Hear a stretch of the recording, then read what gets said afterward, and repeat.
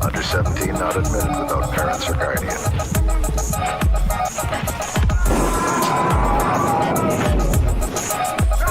Under 17 not admitted without parents or guardian.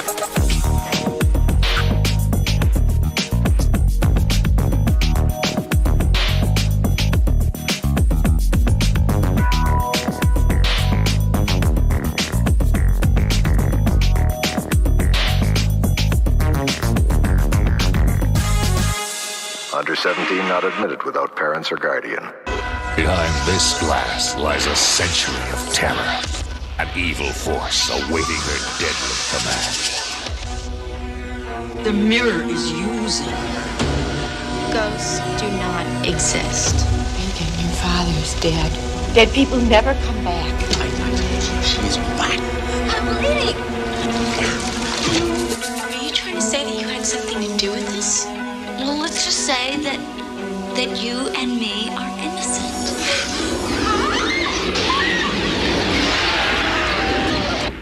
What was all that racket?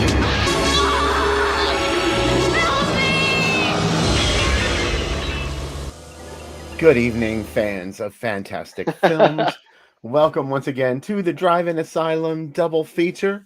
I'm Bill Van Ryn. To my left is Sam Panico.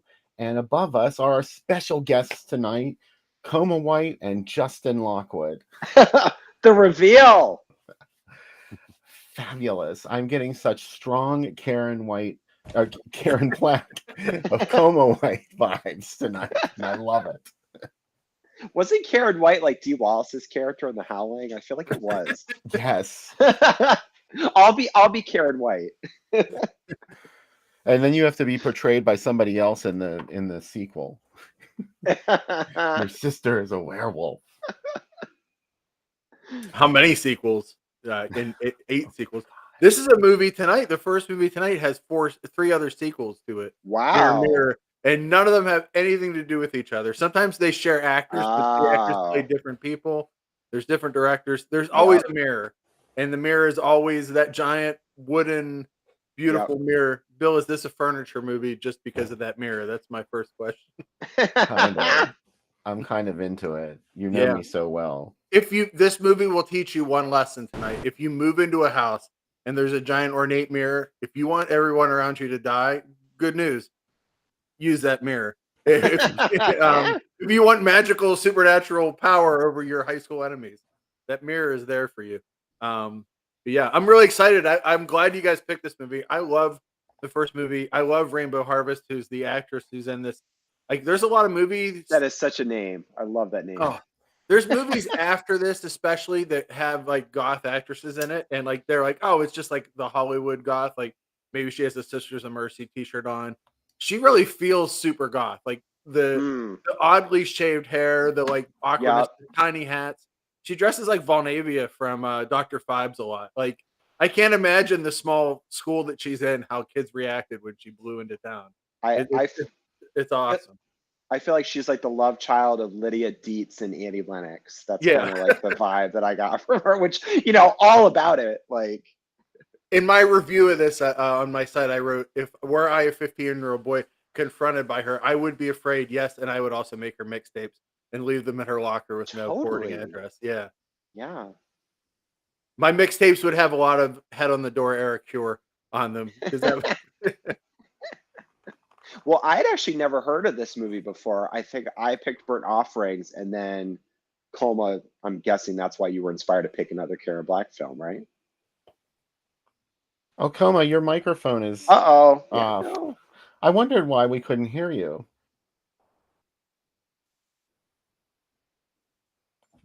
Let's see, on my control panel here, your microphone is A-okay. And I know we could hear you before we went live. So maybe something happened. Maybe there's another program open that's using your microphone, and that's why it zapped it out. Anyway, while Coma tries to find her microphone, this really, I was inspired by what you said about this being hardcore, real, sort of real goth and realistic goth, because the way that goth is usually portrayed in movies is like, maybe The Craft. Yeah. is another one that I think of. But our main character tonight really does look like a goth girl. That's a really good point. Yeah. Oh, yeah, I can't hear Hollywood you. goth is more like after her hot transformation. Sorry, spoiler. It's a mild spoiler for the film, but This movie also has a sandwich making scene that goes on for like 6 minutes. It's like the longest sandwich making scene. That was rather bizarre. It like literally breaks the movie for a bit, and I there had to be notes where like, do the sandwich scenes need to go on this long? But it made it. So if you're into sandwich making, this is the movie for you. Okay, I'm going to bring Coma back and see if this corrects the microphone problem. No, it didn't. Oh, this is driving me crazy. Why did this program have to Ursula her? I don't like it. This isn't okay.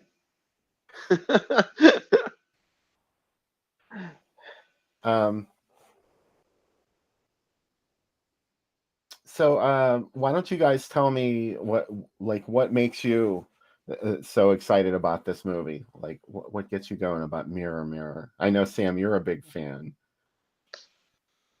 Like I said, I hadn't heard of it before this, and I really enjoyed it. I thought it was kind of fun and campy, and it reminded me a little bit of some of the Amityville sequels. How there's always some like cursed object that causes mayhem. Yeah, and yeah, definitely having this sort of goth main character was a lot of fun for sure. And I like her character arc through the whole movie. I won't talk about it too much for those who haven't seen it, because I want them to be surprised, but it is interesting to see like what happens with her. Yeah, what I like about it is when I first saw it, I discovered it on Amazon Prime. It came up and I'm like, oh well, it's a direct-to-video movie from 1990. It's gonna feel very much like The Craft, and it's not. Like it has its own thing, and it also is unafraid to to get really weird. Especially like it has like some of that like new kid in a new town kind of feel to it. So she's already awkward, but as she comes, there's a lot of teen awkwardness in it, and I really appreciate that in this movie. Yeah, definitely.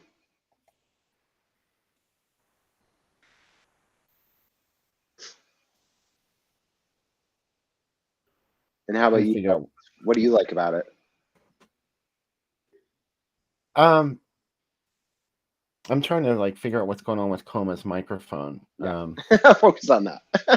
Coma, try refreshing the browser that has the app open, and your cam will go away for a minute. Hopefully when it comes back, it'll have audio. Yeah. All right. Yeah, and I just watched the other 3 of these movies a couple months ago, and they're all very strange. This is the best example. Can you hear me? Yay! Yes. Magic happened. Showbiz. So this officially welcome to the broadcast, Coma. Yeah. Now we can hear you. Thank you. I don't know, just testicular difficulties.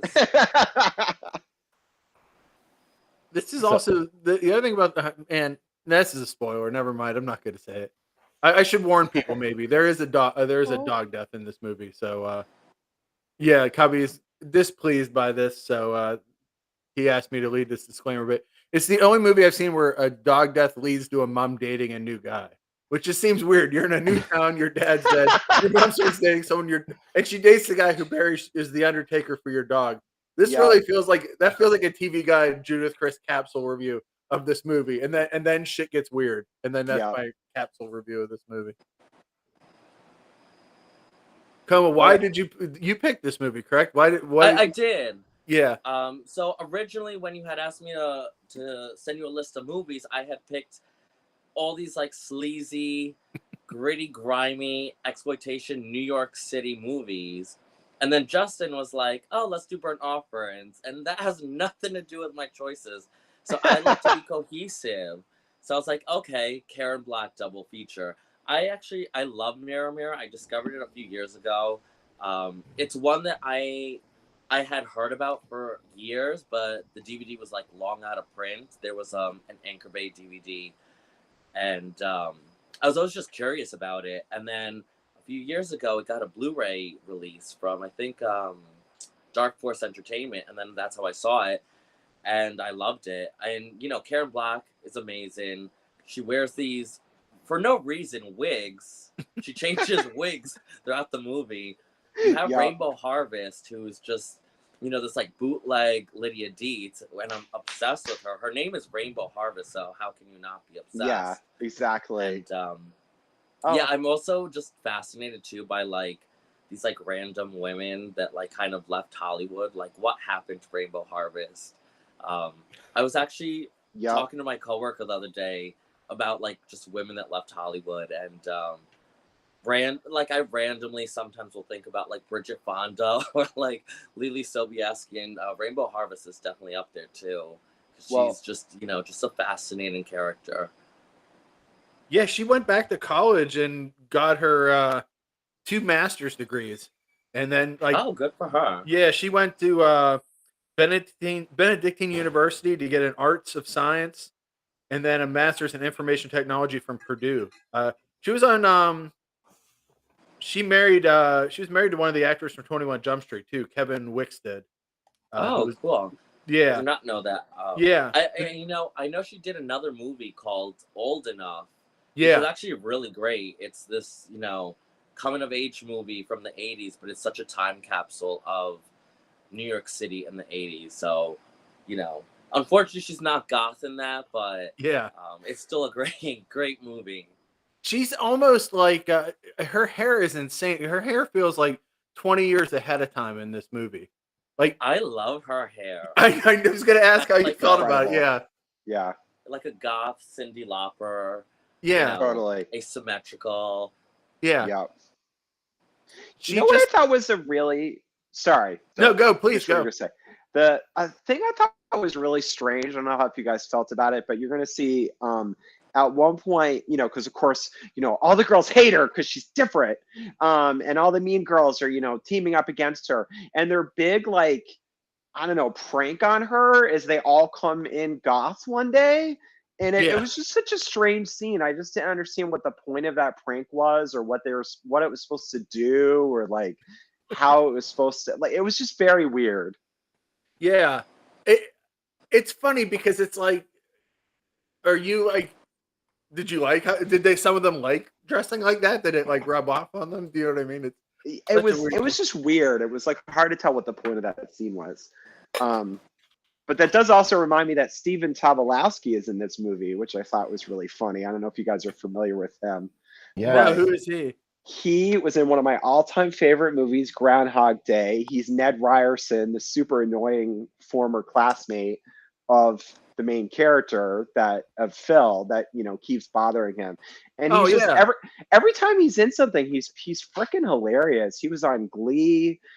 He's just very like quirky and like, so just very funny. I felt like if anything, he was kind of underused in this movie because I think they could have done a little bit more. Who was he in this movie? What character was he? Someone just said Needle Nose Ned in the comments. He's the teacher that has like a seizure basically and has to he was also in Single White Female. Oh, okay. Not Yeah. surprised. Stephen Tobolowsky was also in one of my favorite movies, Keep My Grave Open. Oh yeah. From Wow. 1976, I think. So he was really young when he made it. Sam, I know you've seen it. He was Oh yeah. the I've seen the it. kid that you've seen it too. Oh my Absolutely. God! SF Brown rig. Oh, you're So among actually, I think family tonight, Coma. no, I think because for those that are watching that don't know, Drive-In Asylum sponsored one of our hard trivia events, and I believe it was the flyer for the one that you sponsored. It was actually, I took it from Keep My Grave Open, the poster, and I just kind of elaborated that gravestone. That's the Keep My Yes, Grave Open poster. I knew I recognized that from somewhere. Yeah. It was gorgeous. Yeah. And I saw someone mentioned it in the chat. Frank brought up that William Sanderson's in this, who probably most people would know from Newhart. He's one of the Larry, Daryl, and Daryl brothers that would kind of hang out around here. He plays the pet Undertaker that I brought up. And Yvonne DiCarlo's in this too, who is and she's Really? amazing at it. Yeah, she's the I completely forgot she was in this, and I was Yeah. like obsessed. yeah, and she's She did pretty much anything for money later in her career. She was I the love her female, late career stuff though. the female Aldo Ray. Yeah, her later stuff's great. Actually, I love it. Yeah, she's like she's kind of the person that will let us know about the mirror. It's like she's the exposition person for the mirror, but she's in Cellar Dweller, American Gothic, Play Dead, which is one of my favorite movies where she has the dogs that she commands to kill people. Silent Scream. Yeah, Silent Scream. Granddaughter Nocturne, Goddaughter of Dracula, and how can I forget Guyana, Call of the Damned, one of my favorite movies. And Satan's Cheerleader. She really, and Wonton Ton, the dog that saved Hollywood. She did a lot of dog theme movies, maybe near the end. And The Intruder. One of my favorite drag queen names that I've ever heard was Yvonne de Culo, which not everybody would get that. I don't know if she even still does drag, but what a name! Wow. It's brilliant. How many drag artists are horror fans? It feels like there might be a pretty good crossover. Oh, a lot. There's been, I guess, drag and horror and just queer horror in general, go hand in hand. But I think there's been a big resurgence with horror drag specifically because of, shows like Dragula. I don't know if you're familiar with that. Yes.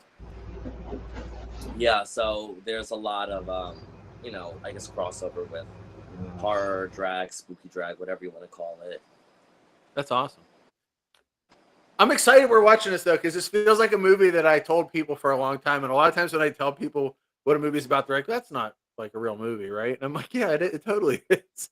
So this confirms to me this is a real movie. There's also a crazy mirror makeout scene with blood all over it, which is pretty rad too at one point. Yeah, so, the kills and stuff like that aren't too crazy, but they're still fun, and it's the kills and all that. It's mostly just like blood. They didn't have much money for like any kind of special effects, so they just threw some blood on a mirror, and cheated it, and I fully appreciate that. Yeah. Justin, you're okay, right? Oh, his camera froze. Oh. Yeah, he had his camera muted, and I'm not sure if he knew it was muted. So it's fun. I had just watched another movie by this same director, Marina Sargenti, Child of Darkness, Child of Light, that was on. It's a USA Up All Night movie.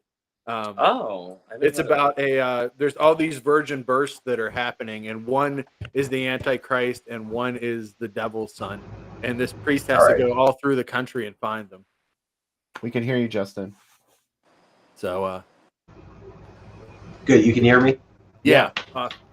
Good. Sorry. Like everybody froze on my end and it was a whole thing. So we're getting all the, what do we call them? You still have testicular difficulties out of the way now. Testicular difficulties.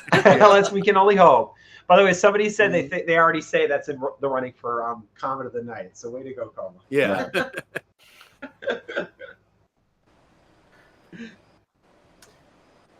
I am really excited that we're doing Karen Black movies tonight because she's was always one of the horror icons for me. I'm not saying that she did as much as like Barbara Steele. You know, Karen Black was. It's all about when you see the movies. And when I saw the movies, it was like the mid '70s, the later '70s, and a lot of her movies either they were brand new or they were starting to be shown on TV, like Burn Offerings I saw on HBO, and Trilogy of Terror I caught in reruns, and everyone talked about that movie as if it was the scariest thing that they'd ever seen on TV, and I finally got to see it when I was like, "Are you fucking kidding me?" It's like a little doll chasing her around her apartment. But it's so awesome though. It's so iconic. I know. I mean, it was just amazing. It's just I don't know. I love that America and presumably the rest of the world was terrified by Karen Black being chased around her apartment by a little doll. Anyway, I like imagining it. So she was iconic to me. I have a lot of warm fuzzies about Karen Black. I don't know if that's true for everybody. Oh yeah. I absolutely love her, and I feel like I think my first introduction to her was House of a Thousand Corpses, and I was just always kind of fascinated by her.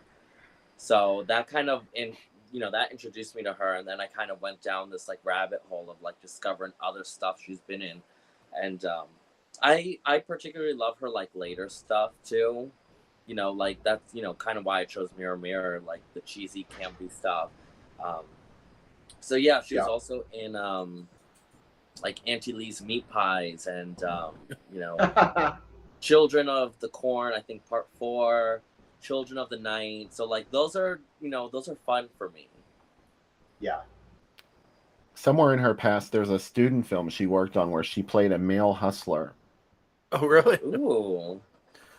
I don't know if you can see it. Well, I'm so glad you mentioned that, because she was also in Come Back to the 5 and Dime, Jimmy Dean, alongside Cher and Mark Patton of A Nightmare on Elm Street 2 fame. Yeah. And she plays the host, Mark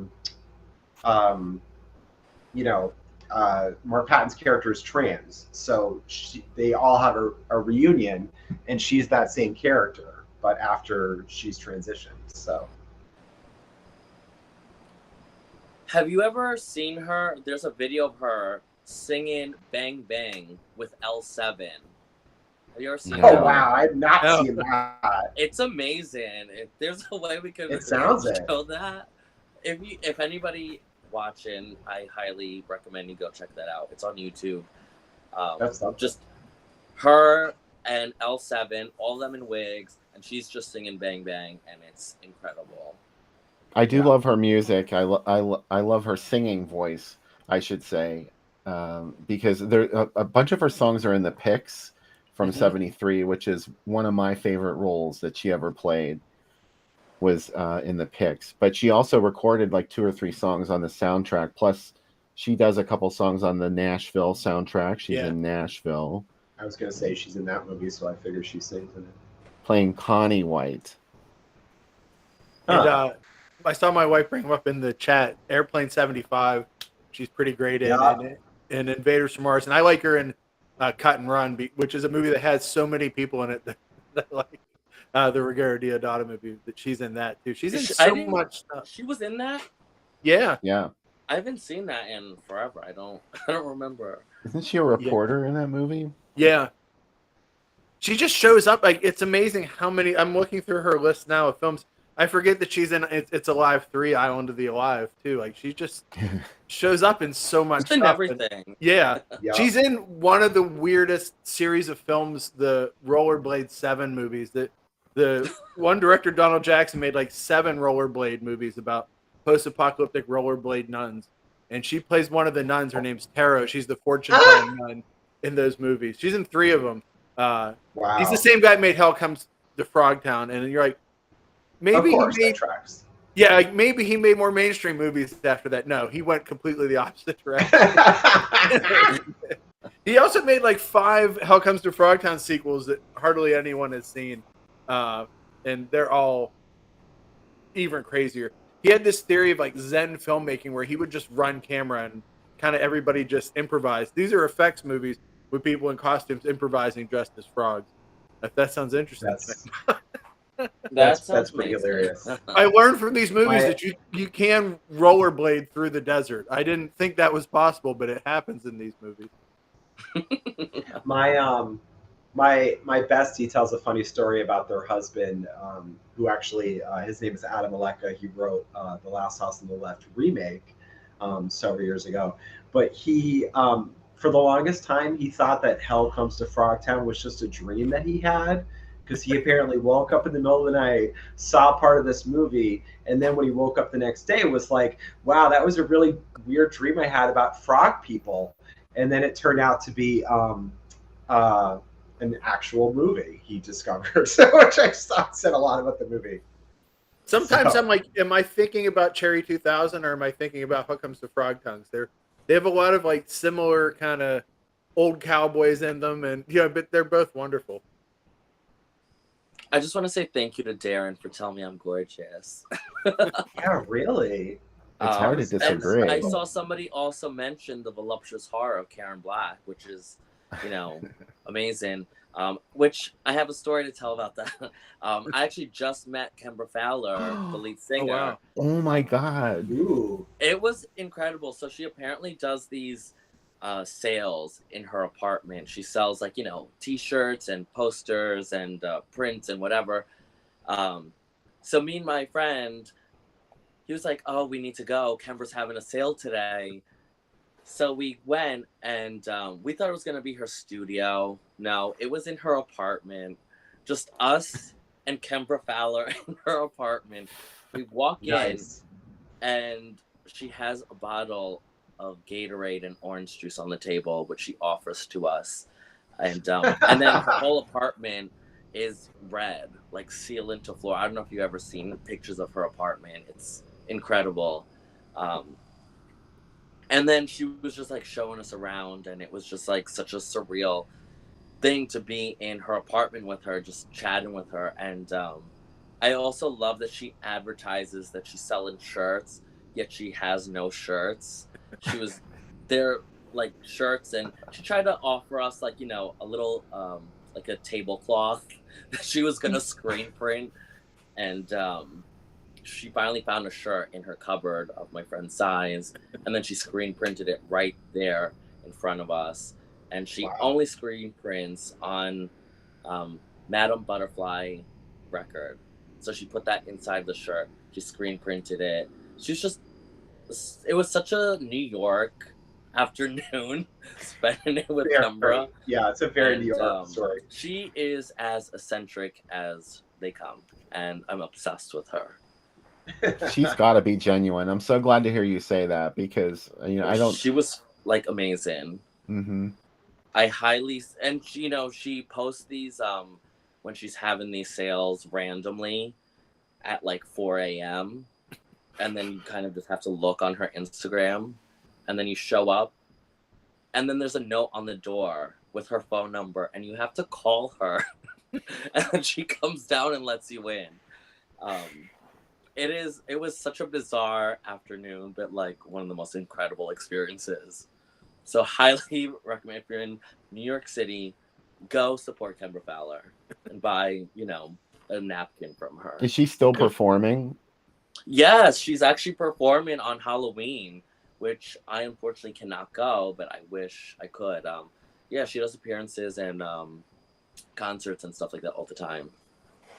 I actually bought a print from her, and she signed it for me and everything. Wow. I'm intrigued to know what the movies you did pick were. What were your sleazy New York movies that you had in mind? Oh, I had a whole list. There was everything from like Street Walking, Combat Shock, Slime City, The Exterminator. I'm trying to think what else. It was just so much. Because I have this like weird obsession with like New York City in like the 70s and the 80s, and I love that like gritty, grimy, trashy like New York City feel. I always call those like New York at the end of the world movies, like because when I watched, like, I grew up in Pittsburgh, and my window into New York was WOR, right? Like, I saw the news like at noon, and it always seemed like everything's ending. Like, there's like people putting needles into into phones. yeah. You know what I mean? Like, there were like all these like BB gun guys out shooting people in the street. It sounded like the craziest place. So when I see these movies, they're very similar. They're like the decade's ending, and the world's probably gonna end too in New York. Yeah, there was like that whole like post-apocalyptic, like 1990 Bronx Warriors, that whole thing, and yeah, I don't know. I love those like gritty New York movies. I think I had like Tenement on the list too. Yeah, which is Tenement's awesome. So I love that she says that is based on her teen years, and I'm like, what? Where did she live? Yeah, exactly. I love that there's like Tenements like that, and obviously Driller Killer, Miss 45. Oh yeah, I love Miss 45. Yeah, Miss 45 So feels like it's from like another dimension, like where everybody is out to get you. Yeah. Yeah, and obviously New York Ripper is another big one too. Like, I love New York Ripper. Every single movie you mentioned is something we talk about on the program almost every week. So Yeah, any of those movies would have been fun with us. They're definitely favorites. They're just so good, and they're just that exploitation, just like pure exploitation trash, and I eat that shit up. Did you ever see Massage Parlor Murders? Yes. It was the Vinegar Syndrome they put out, right? Yeah, exactly. That one really blew my mind. Oh my god. It's not great. Well, it's like a travelogue though of New York at the time.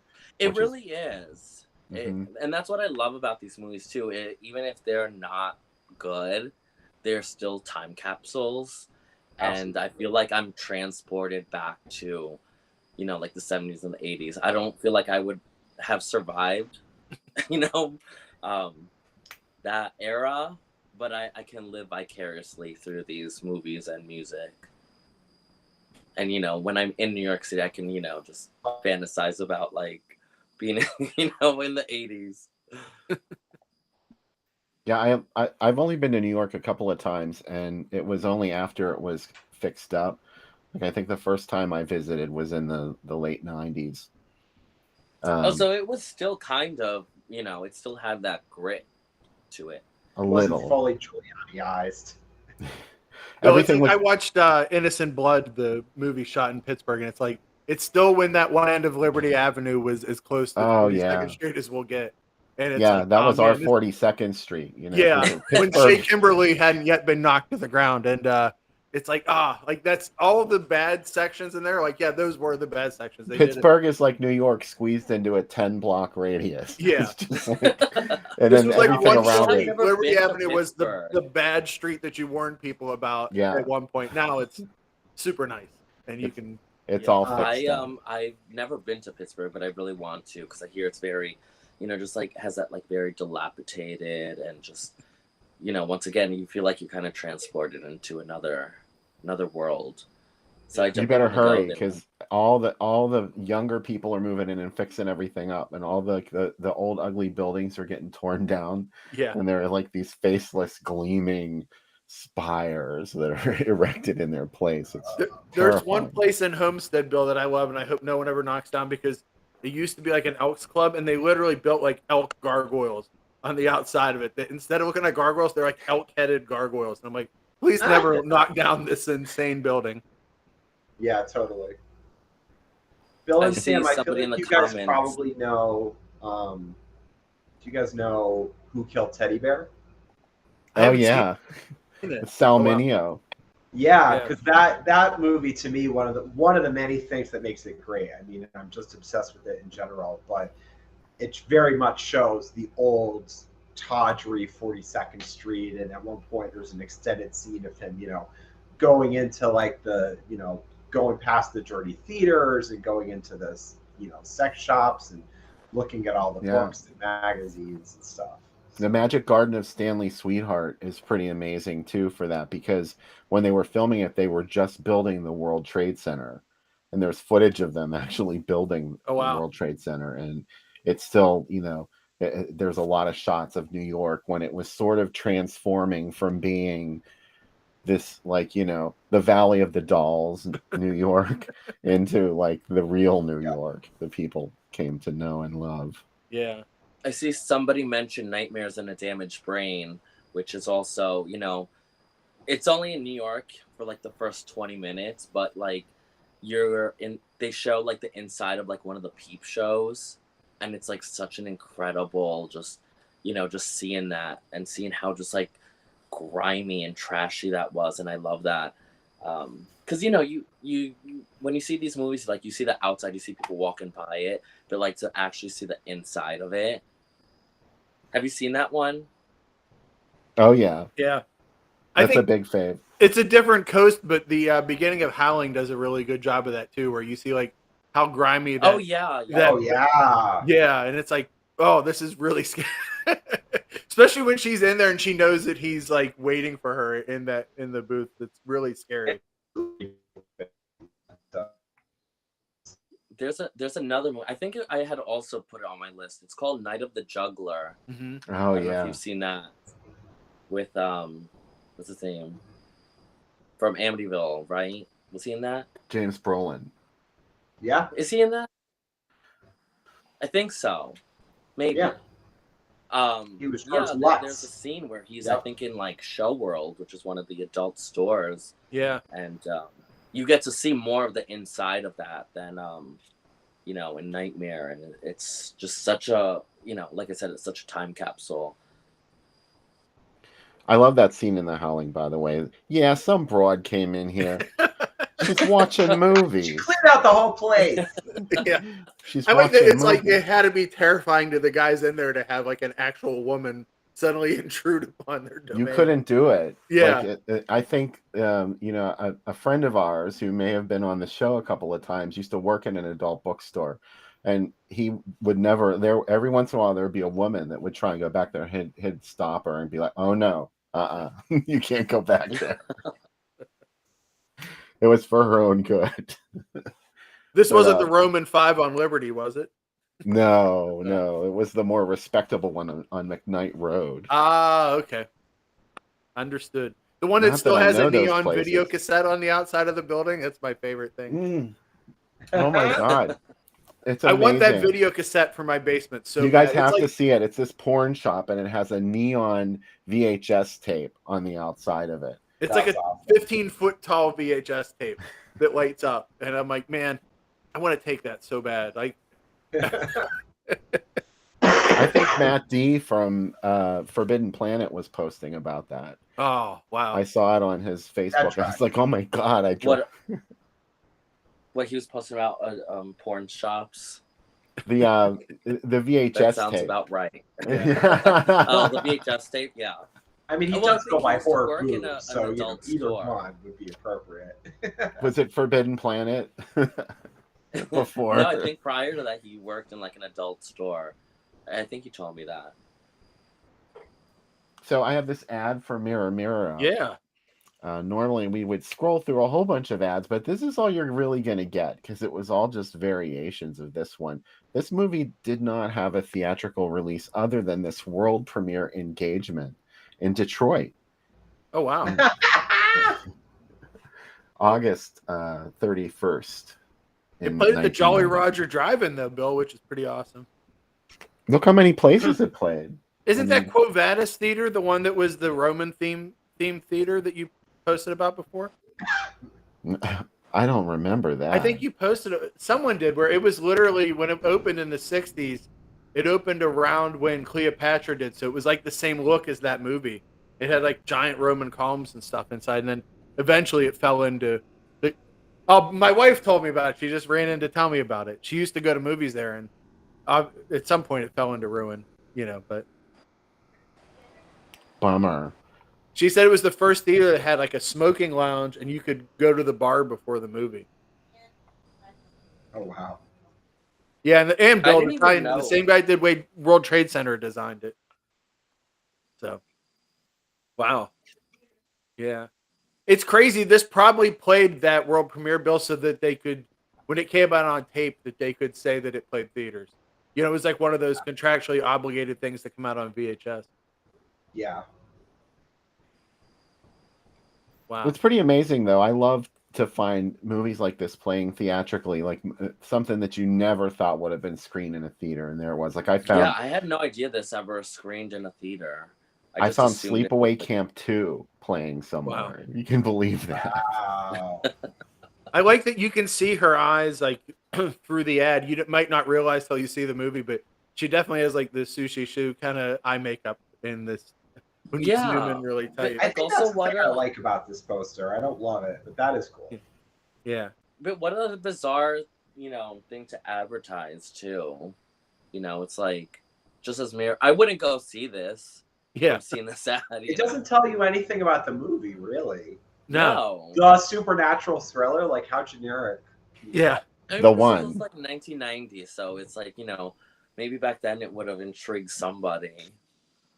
I was going to the movies. That's like my senior year of high school. So I was every weekend we were going to see whatever was out. So this may have crossed my radar, but it didn't play Pittsburgh. So it didn't, but I would have loved to have seen it. Well, anyway, there's our newsprint ad gallery from Mirror Mirror, our first feature of the night. What a thrilling ride it was. I thought I had a picture of Rainbow Harvest somewhere that I could show, but I don't know what happened to it. The producers of the show didn't have this carefully arranged for me like I asked them to. Oh, bastard. Yeah, all four, if anybody, I was going to say, if you like this movie, all four of them are on Tubi, but they're so different that it doesn't, if you like this one. I don't know if I need to see the sequels. Mark Ruffalo's in one of the second one. He's, it's one of his first movies. That's and not Roddy, a selling point for me. Roddy McDowell's in it. Is that better? And Sally Kellerman. I mean, that's a little better, but still, it's like, I don't know how good Mirror Mirror 4 is, gonna be, but like, I also put myself through watching a lot of trash. I shouldn't, I shouldn't be talking about I liked Mirror Mirror 4 also. Like one of them, it's either 3 or 4, kind of gets into the erotic thriller category versus being a teen. Okay, now I'm sold. Yeah. You should have started with that. You should have led with that. Yeah, sorry. Yeah, it's that's kind of like my favorite section in the video store where it's like must be 18 to rent, but you can also, if you're 18, you can also rent in this room too. And these movies maybe have better stuff in them, but these are like if you have a family and you don't want to be shamed, you can rent these ones. If you don't want to go to the giant book, as I always refer to it, my video store I talk about every week had a giant book of adult, and you literally had to say out loud to the person behind the counter, "I want this movie." And like I grew up in a really small town, so there was no way. Like Yeah, I can't imagine going to like a video store and being like, "Can I rent Portrait of a Pussy?" Yeah. In stock. My wife said I should have brought Post-it notes and then wrote down what I wanted and handed them the note and be like, "I want this."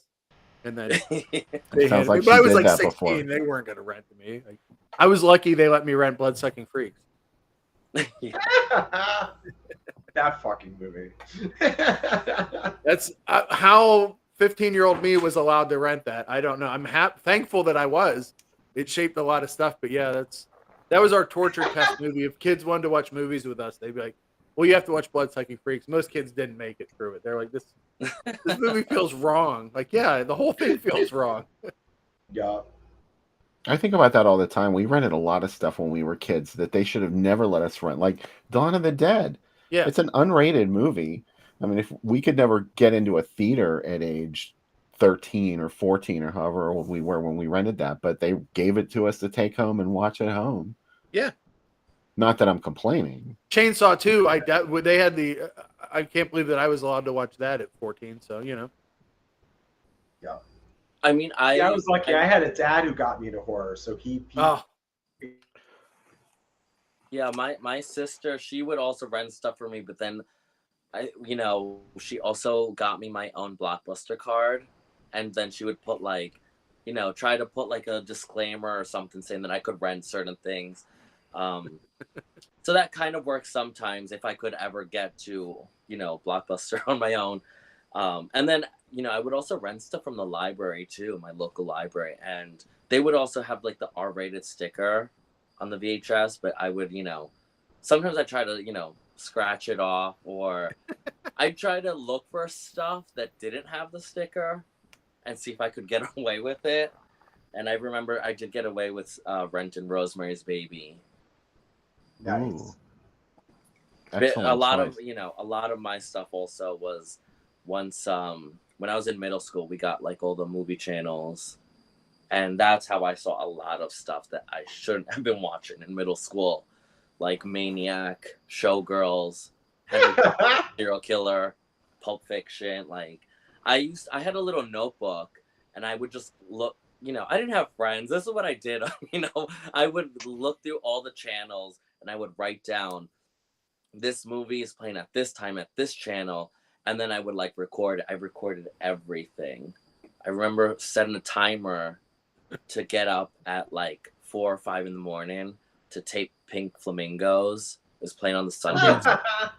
I got up, pretended to go to the bathroom, pressed record, taped it, watched. Actually, I didn't even finish it when I got home. Like, I remember coming home from summer camp, and I put it on. I just, being in 6th grade, I didn't understand it.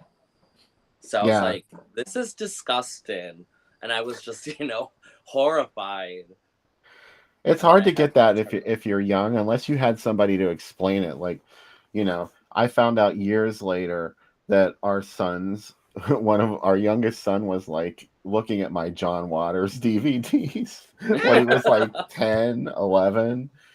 And he was like, oh, yeah, I've been like, we were talking about it. I was like, oh, someday I'll let you watch that. And he's like, what do you mean? I've watched that a couple of times already, right at your house. So, yeah, but he got it. He thought it was really funny. So, he was hipper than me. I think I was still very naive and impressionable at that time. Yeah, and so was I. Still, I was horrified by what I had seen, but now I love it. I can't get enough of it. All right, so let's get to this cocktail, because spoiler alert, I have it going already and my ice is melting, so we better get to it before I get a water drink. Mirror, mirror, who's that handsome horror host? Not me. Hey, it's time to make our first of 2 Karen Black drinks. This is the Karen Black Cherry. This has got a lot of stuff in it, but it's not that hard. When your wife says, do we have all of this? And then your husband magically shows up with everything. Yeah. This is the last of the Chambord. We're going to retire off the Chambord. Done. Tom Covey. Done. He's done. Another fallen soldier. Goodbye, Chambord. Goodbye, Sam. Oh, no. It's kind of sad. Anyway, there's an ounce of vodka, an ounce of Chambord, a broken glass, an ounce of Bailey's Irish Cream, an ounce of Kahlua, 2 ounces of half and half, a quarter ounce of raspberry syrup. We'll just figure that out by eye. A splash, again by eye, and 1 maraschino cherry. There's a lot of stuff in this drink. Becca has luckily combined them all into this. As you can see, all these That's all your booze. The boozes are kind of all coming together. We're going to put that in a shaker with ice. There it is. Let's get that all in there. Now we're going to add in your 2 half ounces. And half and your syrup. 2 ounces of half and half and the syrup. Let's get that in there. You can add a little more if you want. Yeah, let's just do it. I like the way the syrup feels. Maybe we'll do that when we have it all together. That'll be prettier. Mm-hmm. So we're going to mix this, and then the cola, the cherries, and the extra syrup is going to go next. Because of last week, I'm properly sealing this. When I shake it,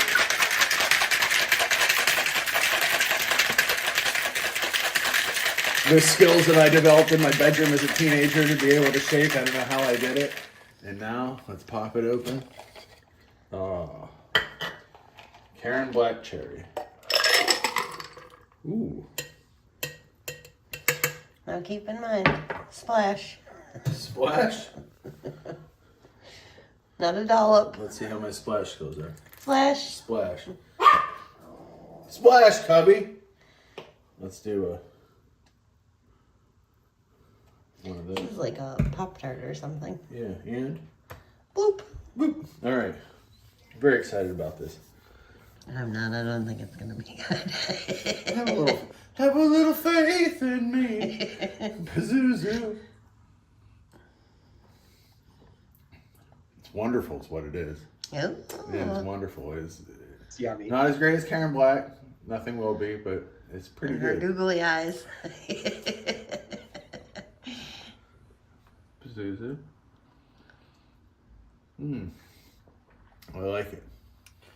Pazuzu to all of you, and thank you, very special thank you to our guests tonight, Coma White and Justin Lockwood. Welcome to the show. You all said I should make sandwiches instead of drinks. I joked on the I think we lost Coma's mic again. Oh, Coma's microphone went off again. Oh. Not again. Oh, there you go. I hear There you. We got you. Oh no, that must have been Justin that said that. Sorry. Oh. If you refresh, it'll come back on. I joked with the guy It's the from mirror. The mirror's ruining the stream. I joked with the guys from the Canon podcast because Canon would give all their actors sandwiches when they had meetings. There we go. Can you hear me? Yeah. Yeah. I'll start doing sandwich recipes next. That'll be the next thing that we have. What was the drink special? It is the Karen Black Cherry. And what's in it? Oh, it has Kahlua, Bailey's, half and half, raspberry syrup, vodka, and Coke. Wow. Yeah, it's a big drink.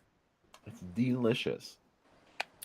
Not I was everybody has to suspicious. drink it. You can drink whatever you'd like, but it's a fancy drink for a fancy actress. Yeah. Bill, I am excited to report for the drive-in next weekend. I am going to have 4 different drinks that I'll be bringing to the drive-in. I have the recipes come up, and I'll be posting them throughout the week. And so if people you can't make it to the drive-in and you just want to get drunk at home, there's the drinks. But if it's anything like tonight, it's starting to get chilly, so I tried to figure out some drinks that would be a little keep you warm outside. I was going to tell you that you should really do something that's a little warm. Something that heats it. Some Fireball, maybe. Yeah, the second drink tonight's got Fireball in it. Yeah, it does. The second drink tonight is like something a teenage girl would bring to the party. It doesn't have Malibu in it. Meanwhile, here I'm drinking a Smirnoff Ice. Oh man! I like my fruity drinks. I have a pink lemonade one, and actually, I bought the variety pack with different flavors. And I am drinking a Grim Wavetable IPA because I'm a basic white boy. That's our version of a pumpkin spice latte. My wife's excited because the pumpkin beers are coming out, and there's yes, I too am excited by the pumpkin. Yeah, what's the one that you like? Whole Hog is her favorite, and that's the hard to find one. That one's pretty good. Oh, okay. I'll keep an eye out. So I'm sure, Bill, there will be some of those probably show at the drive-in too. There'll be some different. Justin, I'm surprised you're not drinking your horror-themed coffee right now. Well, not at night. I don't know. Yeah, I texted Coma a couple of my Dead Sled makes these amazing coffees, and she's like cracking up, like even your coffee is horror. even his coffee is horror. Yeah. Why don't you tell us a little bit about what you guys do? Yeah. Yeah, so every month we host horror trivia at Rock Bar, which is located in the West Village of Manhattan. We started a few months ago. Rock Bar already has a horror trivia, and there was one time where they couldn't do it, so we kind of stepped in, and it kind of we just went from there. So we've had the owner of the bar is a huge horror fan, and he just loves what we do, and he's like, there's enough room for both of you guys. You do enough of a different thing. So he's just kept us going. So that's been kind of nice. Yeah, and I think there's also, we bring, I guess maybe more of like the queer horror element to it, because I'm fully in drag, and then I'll do like a number after the show, and and we've had the pleasure and the opportunity to work with all these like really amazing companies and labels that I look up to. So it's been really amazing, the past couple of months. We had you guys. We had Drive-In Asylum as a sponsor, which made me really happy. And we've had Fright Rags, Coma. You've gotten a bunch of like really cool like Blu-ray like. Yeah, because I like to think of like when I started going to horror trivia, like the prizes that I want movies. I know that's what the horror fans want too. It's cool, yeah. So we've had the opportunity to work with like some big Blu-ray companies. And it's not just, like the big names. It's, the fact that we're collaborating with all these amazing people like you and all these other companies and big and small. It's been really amazing. Because we're also, introducing a lot of people to all these labels and brands that might not be familiar with them. This is the show that we're going to next weekend. Oh, that's amazing. Fun. Yeah. Grizzly. They just had it on the last drive-in, so I saw it for the first time. Oh. So I definitely have a 2000 Maniacs themed drink. That has moonshine in it, so it's gonna be fun. It's got Mountain Dew and moonshine. It totally matches that movie. Oh my god. Yeah. Nice. Yeah, I'm really excited to see Blood Feast and 2000 Maniacs around people. I was just talking to someone yesterday. It's like it's such a different experience to see these movies, or we do what we can on the show, but when you're out at a drive-in or a theater seeing these things, it's a totally different experience. Absolutely. Yeah, they actually, we mentioned earlier before Matt Desideri from Horror Boobs. He hosts these monthly screenings every month at Nighthawk Cinema. Yeah, the Visual Vengeance screenings, and it's all shot on video films, and it's an acquired taste for sure. But getting to experience these movies like The Abomination with like a live audience, it's such an incredible experience. So I try to go every single month. It's so much fun. They showed Trash Cans of Terror, which was, that was an experience in and of itself. But it's fun to see these things, because I know like if I was watching something like Trash Cans of Terror at home, I'd probably fall asleep. But then when you're with like a crowd and an audience, it makes it so much more enjoyable. And then we like hang out afterwards in the bar, and we just, we drink and talk about the movies, and just, Matt plays metal on vinyl, and it's a really cool thing. So that's another great thing about like New York. There's so many horror events, queer and just not queer, just the fact that we have these, horror themed things to go to. It's really incredible, and to be part of it, it's a dream come true, or a nightmare come true. I'm really jealous because those Nighthawk shows are awesome, because I love Abomination's one of my favorite movies. So which I just witnessed. I saw it for the first time at that screening, because it was another one that I had been so curious about for years, but it's been long unavailable. And then to see it for the first time with a live audience on the big screen, they also did a screening of Splatter Farm, and Mark Polonia was there. So I can't even imagine seeing Splatter Farm with younger people that aren't ready for it, because it's got so much in it. Oh yeah, it's. I feel like most of the people that go to this, they they know what they're getting themselves into. But there's times where there's people that have never seen a shot on video. Yeah. Me and my friends have dragged, friends. I will say that. I've seen films a couple of times that people have walked out of, and one of them was actually House of Thousand Corpses, starring Karen Black. And I'll never forget, I went to see it, and this couple got up maybe like half an hour into the movie, and the girlfriend says really loudly, "Let's get the fuck out of here." So she liked it. This is awesome. One of my best friends walked out of Pink Flamingos when the anniversary one happened. I don't know how he wasn't ready for it. And he was just like, I just can't deal with this anymore. And I was like, what is wrong with you? That's so funny.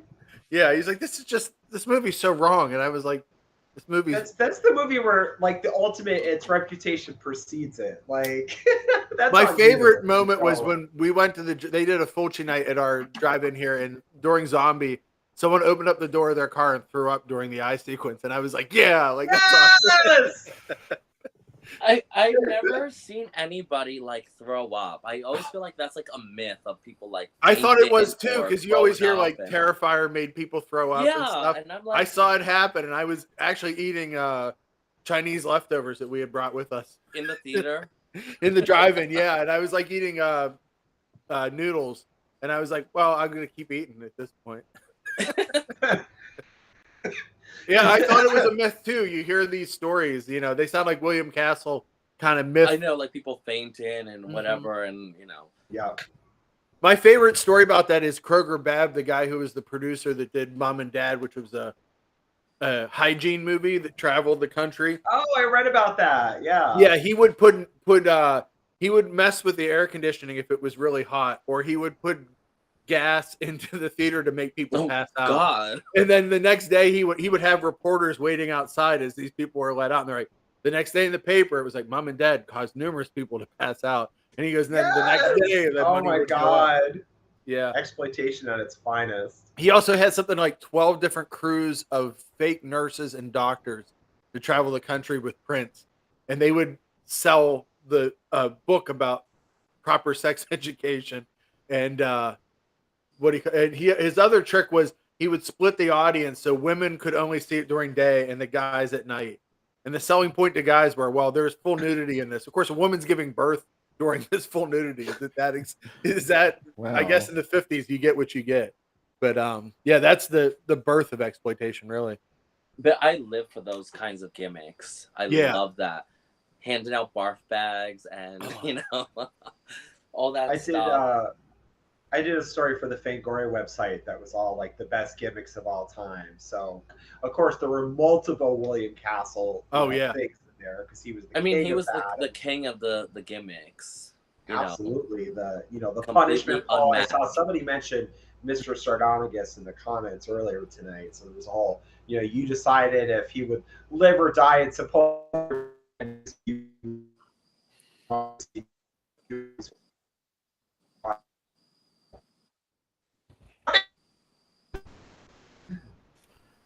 There was also a gimmick he wanted to use for Bug that nobody would let him use it, because I think that's one of the last films that he produced, and he wanted to put a windshield wiper thing underneath the theater seats that would brush up against your legs, so you would think roaches were crawling on your legs. But depending on where you saw the movie, there could really be roaches crawling on your legs. John Waters writes in one of his books that like during the day his local Baltimore theater played Sound of Music, and at night played The Tingler. And all the guys that knew where the Tingler seats were would sit the old people that brought church groups into the Tingler seats. And then while they were watching Sound of Music, they would hit the button and shock them. And they'd have no idea why it was happening. I think more movies need these kind of gimmicks, like Smell-O-Vision and, all the... brought things like that back.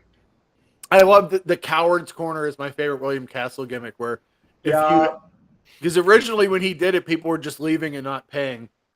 So the idea that you had to walk down a yellow line and have people throw stuff at you and make fun of you while you're being taken out, I think that's for homicidal, wasn't it? To have one of those certificates that you had to fill out that said, "I am a certified coward." Like, I would so buy one of those and frame it if I could.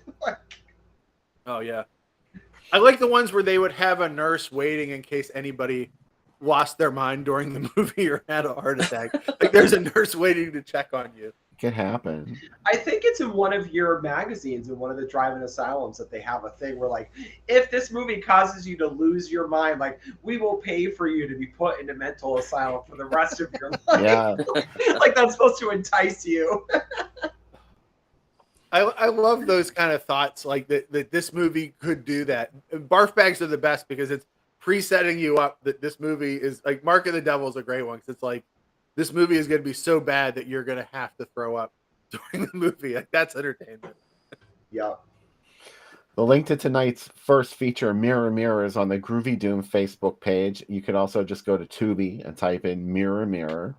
There is a print on YouTube that I was going to link to, but it's all fuzzed out and everything. You can go watch it on YouTube if you want to, but the Tubi one is a little bit clearer, so that's the one I linked to. So go watch the first feature, Mirror Mirror. We'll be back with our special guests, Coma White and Justin Lockwood. You are going to come back for the rest of the Absolutely. show, right? Oh yeah. Yes. Yeah, All talking right. about burnt offerings. Yes, of course. I knew the answer. I just had him done. So we'll see you then. We hope most of you will come back and watch some more fantastic films with us on the Drive-In Asylum double feature.